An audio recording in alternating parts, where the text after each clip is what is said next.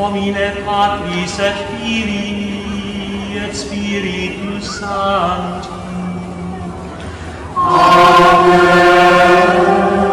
Kalilipas lamang ng panahon ng Kapaskuhan. Mababatid pa ang galak ng nagdaang pagdiriwang, ang malamig na simoy ng hangin anlihan, ang mga kumukuti-kutitot na mga lansangan, gayon din ang mga kasiyahan at pagbibigayan ng mga aginaldo sa pagsilang ng manunubos. Miserere nostri Domine, quia peccavibus tibi, ostende nobis Domine misericordiam Tuam, et salutare Tua nobis. misereatur nostri omnipotens Ang kapuluan ay nabalot ng kagalakan, anumang hirap ng buhay. Sa samot-sarang perna ng mga pagdiriwang, ang pagsilang ng tagapagligtas, ang talagang paksa, nakukubliman sa magagarbong kasiyahan. in nomine Patris et Filii et Spiritus Sancti.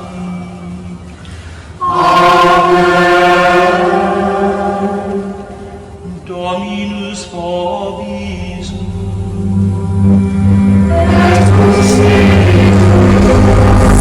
Makalipas lamang ang sasandaling panahon sa pagdating ng maalinsangang mga araw at buwan, ang mayong nababalutan ng galak ay unti-unting napapalitan at nag-iibang bihis. Kasabay ng pagpawid ng makakapal na ulap sa bughaw na himpapawid ay ang pagkapawi ng mga ngiti sa labi, ang pananaimtim ng mga damdamin, ang malalim na pagmumuni. Ostende nobis Domine misericordiam Tuam. Hindi nang tumataguhoy ang panuhoy, inilalanggas tayo sa pagtitik at paggunita sa pinakatanyag at banal na linggo sa tamang kasaysayan. Misereatur nostri omnipotens Ang mga mahal na araw, ang Kwaresma ng mga Pilipino. perducat nos ad vitam aeterna.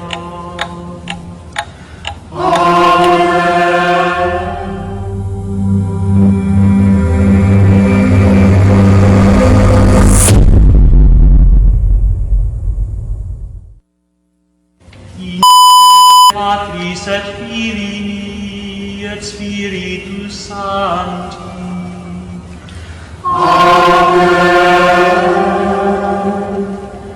Dominus vobisum, in nomine Patris et Filii. Kwaresma nagmula sa wikang Espanyol na nangangahulugang 40. Sa geometriya ng Hebreo, ang proseso ng pagbibigay kahulugan sa mga banal na kasulatan sa pamamagitan ng pagkwenta. Ang numerong 40, 40 sa wikang Espanyol, 400 sa Latin, ay itinuturing na banal. Simus ad sacra mysteria celebranda. Ayon sa mga Hebreo, ang bilang na 40 ay sumasakisag sa pagpapanibago mula sa isang masalimuot na kahapon. Dominus vobis. Sa kanilang tradisyon, 40 selos ng tubig, uri ng panimbang ang kinakailangan sa paglilinis o ritual bath. Agnus Domus peccata nostra, ut aptissimus ad sacra mysteria celebranda. In nomine Patris et Filii et Spiritus Sancti. 40 taon naglakbay ang mga Hebreo sa ilang patungong Kanaan. 40 araw at gabi na panagpanaog si Moises sa bundok ng Sinai kung saan ipinagkaloob sa kanya ang 10 utos. Et cum spiritu tuo, and evil. Fratres, agnus Domus peccata nostra, ut aptisimus ad hominem patris et Apat na pong araw at gabi, inilubog sa baha ang mundo habang si Noe at ang mga nagsiparima sa kanya ay mga kasilong sa arko. Dominus vobiscum. et cum spiritu tuo. Apat na pong araw at gabi ding naglakad si Propeta Elias patungong bundok ng Horeb. Ut aptisimus ad sacramis in nomine Patris et Filii et Spiritus Sancti. Ayon sa pangniwalang Hebreo, apat na pong araw nabubuo ang sanggol sa sinapupunan ng nagkagalang tao. In nomine Patris et Apat na pong hampas rin ang tumbas na parusa sa mga Hebreong nakagawa ng pagsalangsang. Ang isa ay pinapaubaya para sa pagsisisi ng nagkasala. Filii agnus Dominus peccata nostra. Et cum spiritu Ad sacra mysteria celebrame Patris et hominem Patris et Apat na pong araw at gabi nang ang propetang si Jonas ay napasapian ng dambuhalang butangin. Dominus tende nobis Domine misericordiam. et cum spiritu et salutare tuum. Apat na pong araw at apat na pong gabi, si Jesus ay napasailang kung saan siya tinukso ng dyablo. Quia peccavimus tibi. Ostende nobis Domine misericordiam in nomine Patris et Filii et Salutare Spiritus Sancti.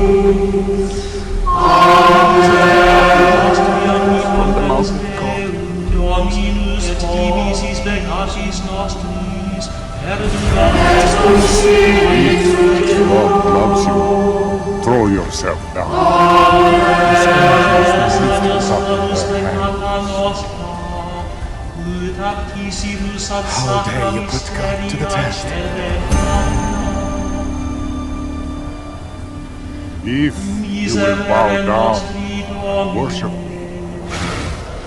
quia peccavimus tibi. Ostende nobis Domine. In nomine Patris et Filii et Spiritus Sancti.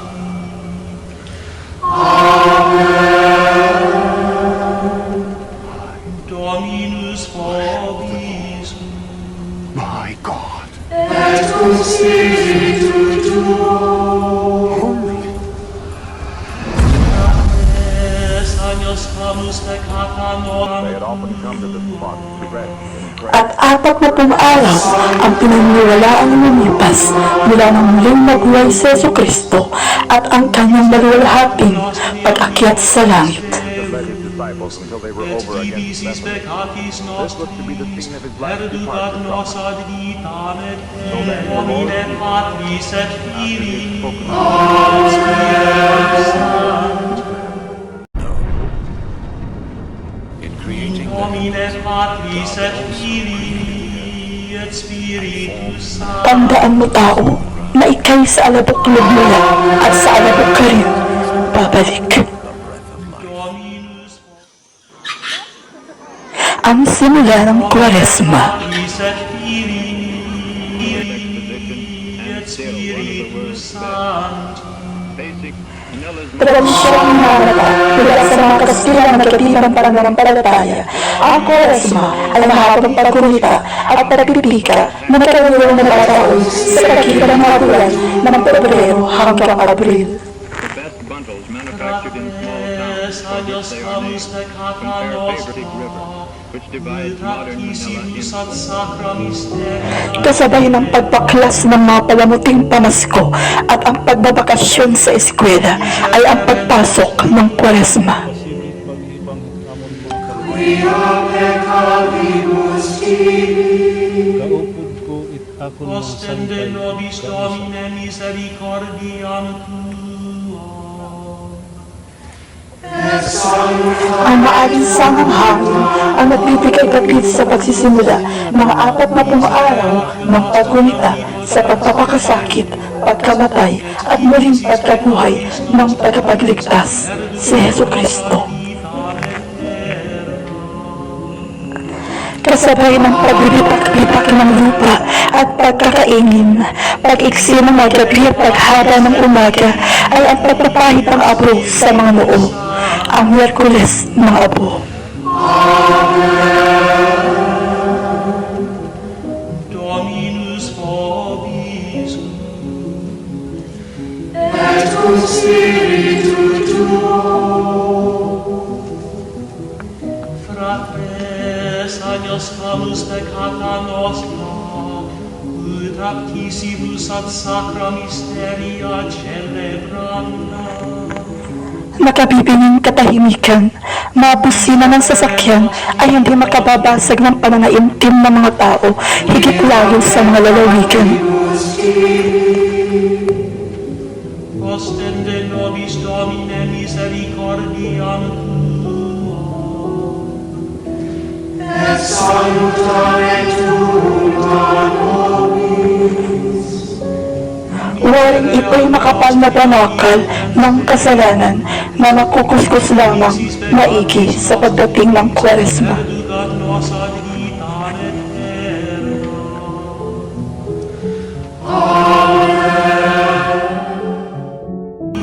Et Spiritus Sancti, in nomine Ang landas patungo sa kapilya ay nalalatagan pa ng mga sakong may dinildil na mga palay.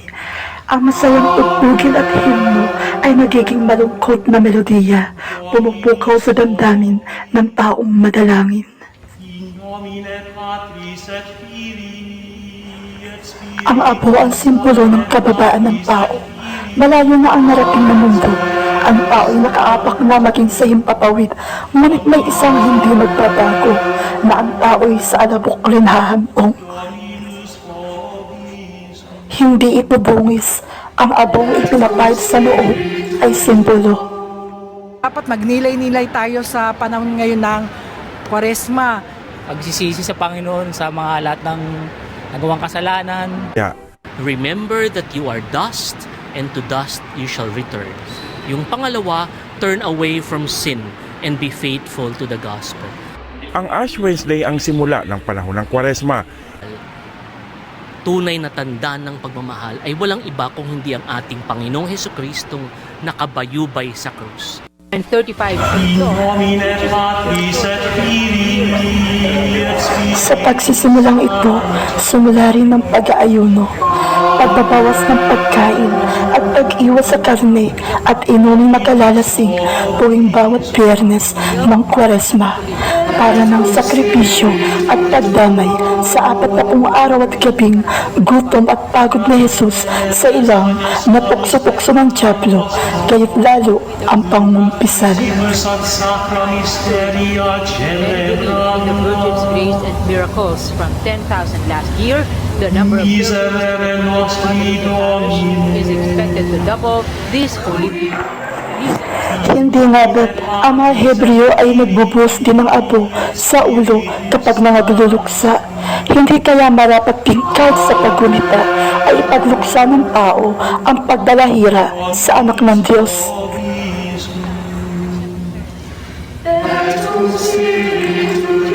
Ang markang abo sa noo ay agad ding huhulas, subalit ang panata ng mga tao ay mag-uumpisa pa lamang.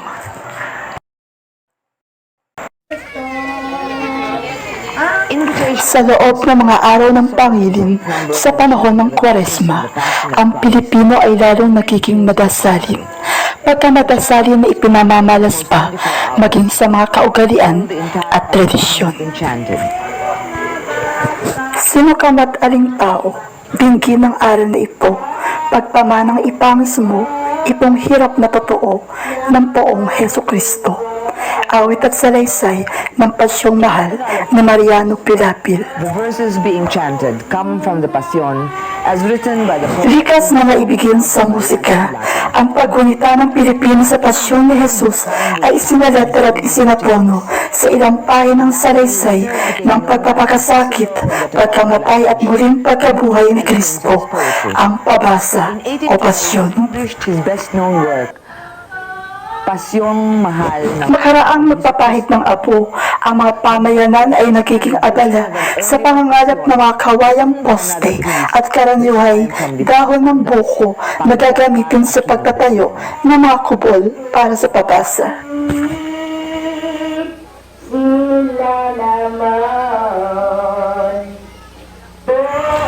Ang mga kababaihay maagang gumagayak upang magsipagkayat ng gulay at maghanda ng salabat para sa mga tagabasa ng pasyon na dumaral pa mula sa magkakalatid bayan. years used only to rock and jazz music. Sa kanilang mga sulo, lalambasin ng paong bayan ang tahanan ng mga poong na hatid-hatid pa ng banda ng musiko at kwitis na pumapaimpulog sa pagsundo ng mga andas. Habang ang mga batay na nagsisipagsilkuhan pa sa kubol na itinayo iyari sa kawayan, ang pamayanan ay nagkakabukulod sa maghapot magdamag na pagbasa ng pasyon na taon-taong idinaraos. Binabasa at inaawit sa iba't ibang tono at tempo konforme sa kinasanayan ng bawat bayan. Ang pasyon o pabasa ng mga Pilipino ay nagsimulang idaos noong pang ika-16 na siglo. Unang ipinitik at isinalin sa Tagalog ng Pilipinong manunulat at tagapagsalin na si Gaspar Aquilino de Belen, ang mga nilalaman ng pasyon ay isinaayos kalaunan ng isa pang tagapagsalin, si Dr. Mariano Pilapil, ang Pasyong Pilapil o Pasyong Genesis. Katuwang ang mga alsobispong sina Jose Sequi, Manuel Grijalvo at kalaunan pa'y si Padre Amador Cruz ng Aklatang Lunas. Inaawit ng walang patid, ang pasyong mahal ay nahahapi sa mga yugto, pinakatanyag ang yugto ng hapis at mga aral at nasusulat sa iba't ibang dialekto. May tuturi na sakripisyo ang magpadaos ng mga pabasa at pasyon. Bukod sa gastos at kompromiso, ilan na lamang din ang natitirang maaring bumasa ng pasyon, kung kaya't ang tradisyong ito'y nanganganib na bura sa kultura ng mga Pilipino.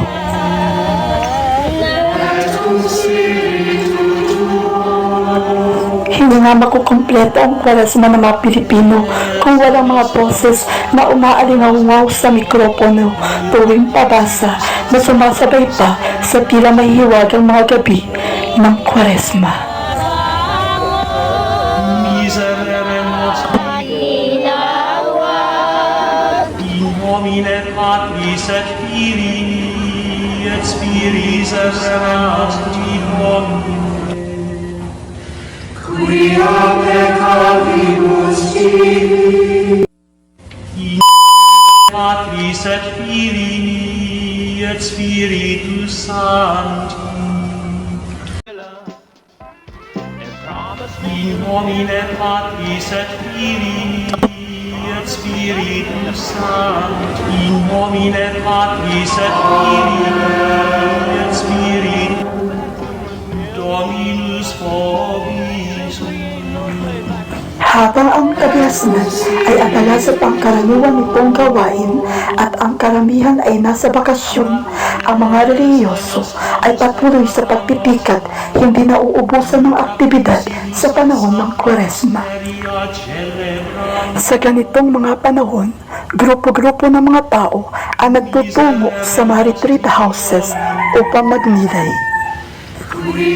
Ang mga hapag ay nahainan ng mga pagkain pang Kwaresma tulad na lamang ng ginisang munggo, singkamas at kamote na ipinanghahalili sa karne. In nomine Patris et Filii. Sa kasagsagan ng Kwaresma, maraming tao din ang nagsisitungo sa maituturing na sagradong bundok sa paniniwalang lumalakas ang kanilang mga agimat tuwing panahon ng Kwaresma, lalo na kung mga mahal na araw, bagamat yaoy uri ng paniniwalang pagano. Fratres, agnus camus peccata nostra, ut aptissimus ad sacra mysteria celebranda. Miserere nostri Domine, Quia peccavibus tibi, ostende nobis Domine misericordiam Tuam, et salutare Tua nobis. misereatur nostri omnipotens Deus, et divisis peccatis nostris, perducat nos ad vitam aeterna. In nomine Patris et Filii et Spiritus Sancti. Amen. Dominus vobiscum. Et cum spiritu Sadyang mga simpatiko, kaugalian din ng mga Pilipino na isadula ang pagpapakasakit, pagkamatay at muling pagkabuhay ni Jesus, maging sa pamamagitan ng mga sinakulo o dulaan, kung hindi kaya'y penitensya. Ang ilan ay sadyang nagpapapako pa sa krus at naghahampas ng sarili bilang panata na pinaniniwalaang makababawas ng kanilang kasalanan. Ostende nobis Domine misericordiam Tuam. et salutare Tua nobis. Misereatur nostri omnipotens Deus, et divisis peccatis nostris, perducat nos ad vitam aeterna.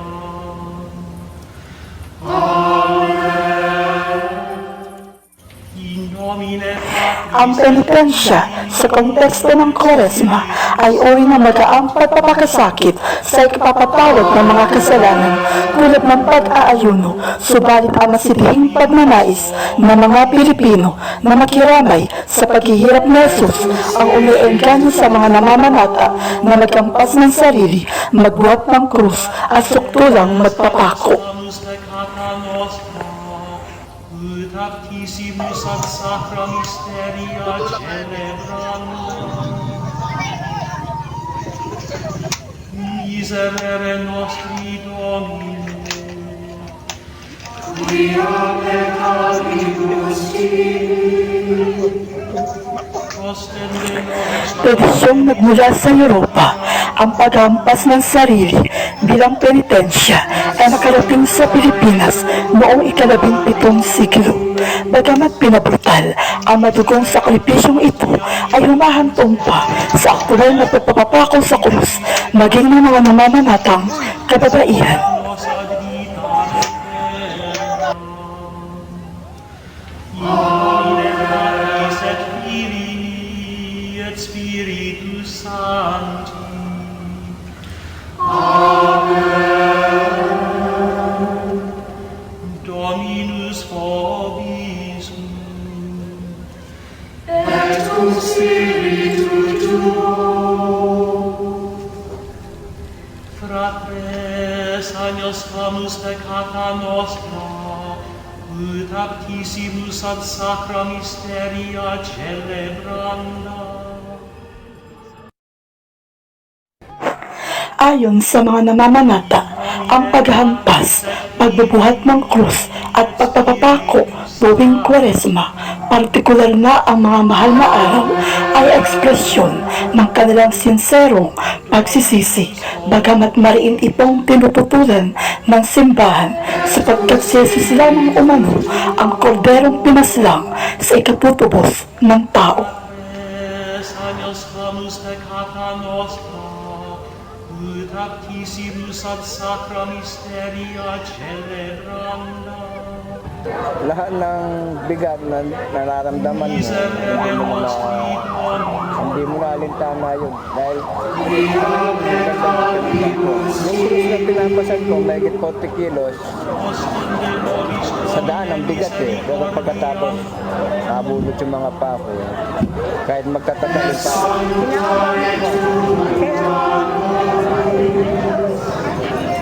Hindi ko naman kasi gagawin yun, panata ko kasi yung kailangan gawin ko. Kahit na mahirap, kahit na medyo may kinakabahan ka, okay lang. Basta't masunod ko yung panata ko.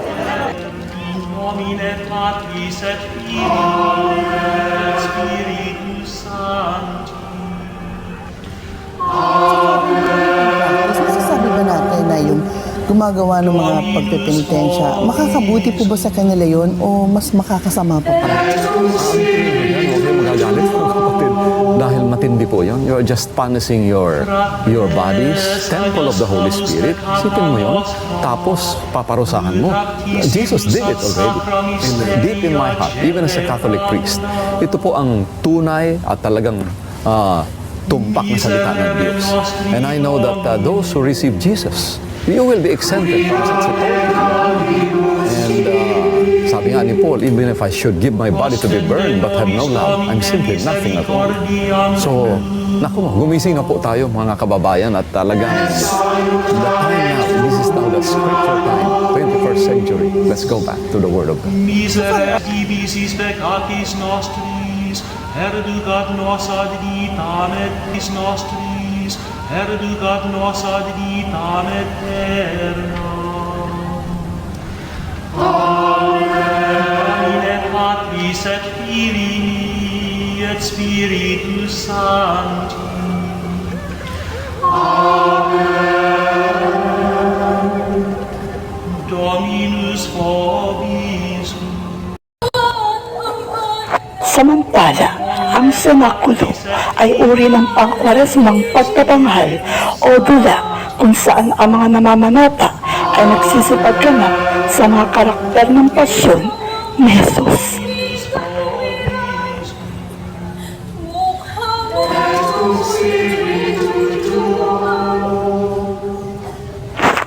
Sa kanilang makukulay na kasuotan at may inam na pag-arte, ang mga senakulo ay karaniwang itinatanghal sa mga lalawigan ng mga samahang lumilibot pa sa mga bayang-bayan upang magdaos ng pagsasadula tuwing Kwaresma na walang kabayarang hinihingi bilang debosyon.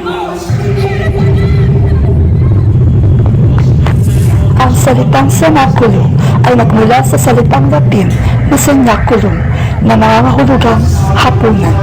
Kung bakit ito tinawag na senakulo ng mga Pilipino ay hindi nababatid, subalit maaaring maging tampok na tagpo sa madulaang ito ang huling hapunan ni Jesus hanggang sa kanyang kamatayan. Ang tradisyong ito ay nagsimula sa Pilipinas noong taong 1904 sa Baryo Dayat na ngayon Cainta sa lalawigan ng Rizal. Pinaniniwalaang nag-umpisa ito na minsan nagtayo sila ng krus sa bakanteng lote upang ipakwil ang masasamang espiritu ng kakatuwang halimuyak ang umano'y lumukob mula dito. Nooy napagdesisyonan ng mga tao na magpadaos ng mga senakulo kada taon hanggang sa ang dulaan ay lumaganap sa sangkapuluan. Hindi tulad ng mga penitensya kung saan ang mga nagsisipagganap ay lumilipot sa mga kalsada, ang senakulo ay ginaganap lamang sa entablado at matagal na pinaghahandaan ng mga namamanata na karaniwan ay nagdedebosyon bilang pasasalamat sa mga tinugon na dasal tulad na lamang ng paggaling sa malalalang karamdaman. Isa yan sa dumakip kay Jesu Cristo. Nagpahirap, isa sa nagpahirap din kay Cristo. Lupit siya kaya. Kaya gusto ko rin yan role na yun. Walang katwiran yung pinagdarayan. Pero may isa pa rin daw sa gusto makuha. Kasi nung araw, pinangarap kong masali dyan sa pagganap sa demonyo. Hindi nagkapalad na hindi tayo napili. Kasi gusto ko rin ma-appeal yung mga pagtawa niya, mga halakhak. Maraming klase kong nakakainggan yung panoorin o maging membro ka o maano mo yung ganong klase ng pagsasalarawan. Patris et Filii et Spiritus Sancti. Amen.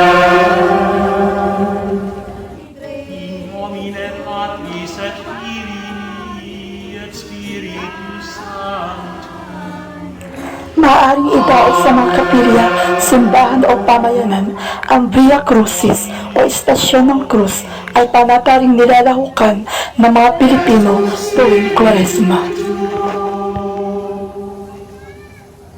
Fratres agnus hamus peccata nostra, ut actissimus ad sacra mysteria celebranda. Miserere nostri Domine, quia peccavibus Tinatawag ding daan ng krus. Ginugunita ng mga relihiyoso ang mga tinaak na landas ni Jesus patungong Kalbaryo na ang mabigat na krus ay pasan-pasan. Sa bawat kanto ng pamayanan ay may nakatalagang istasyon kung saan ang mga tao ay hihinto upang manalangin at magnilay. divisis peccatis nostris, perducat nos ad vitam aeterna, in nomine Patris et Filii et Spiritus Sancti.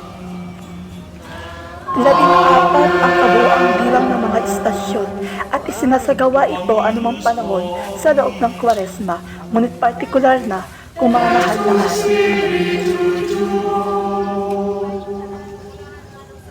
Fratres agnus hamus peccata nostra, ut actissimus ad sacra mysteria celebranda. Miserere nostri Domine,